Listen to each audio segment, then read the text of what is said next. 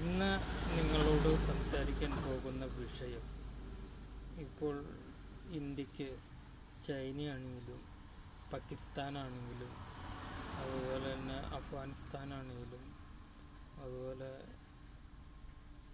ബംഗ്ലാദേശാണെങ്കിലും നേപ്പാളാണെങ്കിലും ഭൂട്ടാനാണെങ്കിലും ശ്രീലങ്കയാണെങ്കിലും ഏത് രാജ്യത്തു നിന്നാണ് എപ്പോൾ ആണെങ്കിലും എന്താണെങ്കിലും സംഭവിക്കാൻ സാധ്യതയുണ്ട്. അപ്പോൾ നമ്മൾ എപ്പോഴും സൈനികമായിട്ടും സാമ്പത്തികമായിട്ടും നമ്മൾ എപ്പോഴും ശക്തിപ്പെടേണ്ടിയിരിക്കുന്നു. അതുപോലെ തന്നെ ഇപ്പോൾ രണ്ട് ഗ്രൂപ്പുകളായിട്ട് നിൽക്കുകയാണ്. ചൈനയും റഷ്യയും, അമേരിക്കൻ ഇസ്രായേലും രണ്ട് ചേരികളായിട്ട് ഇപ്പോൾ നിൽക്കുകയാണ്. നമുക്കിപ്പോൾ വേണ്ടത് ആഭ്യന്തരമായിട്ട് നമ്മുടെ ഉൽപ്പാദനം വർദ്ധിപ്പിക്കുകയും അത് വിദേശത്ത് കയറ്റി അയച്ച് വരുമാനം വർദ്ധിപ്പിക്കുകയാണ് വേണ്ടത്.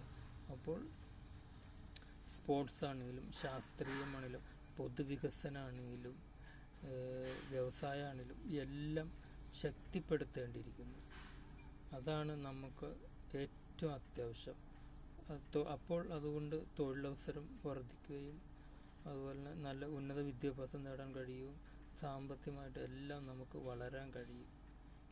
ഇപ്പോൾ അതെല്ലാം മാറിയിട്ട് ഓരോ രാഷ്ട്രീയ പാർട്ടികളും വിഭജിച്ച് തകർക്കുന്ന ഒരു നിലപാടാണ് കാണാൻ കഴിയുന്നത്. അതുപോലെ തന്നെ മതത്തിൻ്റെ ജാതിയുടെയും പേരും പറഞ്ഞ് അല്ലെങ്കിൽ ബീഫിൻ്റെയും പശുവിൻ്റെയും പേരും പറഞ്ഞുകൊണ്ട് അടി നടക്കണം. അതുപോലെ തന്നെ എതിർക്കുന്നതിന് സാമ്പത്തികമായിട്ട് തകർക്കുന്ന നിലപാട്. ഇതെല്ലാം മാറിയിട്ട് എല്ലാ ജാതിയിൽപ്പെട്ട മനുഷ്യരും ഒറ്റക്കെട്ടായിട്ട് ഇന്ന് ഒരൊറ്റ രാജ്യത്തിന് വേണ്ടി ഒരൊറ്റ ശക്തിയായിട്ട് നമ്മൾ പ്രവർത്തിക്കേണ്ടിയിരിക്കുന്നു. എന്നാൽ മാത്രമാണ് രാജ്യം വളരുകയുള്ളൂ, അതോടൊപ്പം രാജ്യത്തെ ജനങ്ങളും വളരുകയുള്ളൂ.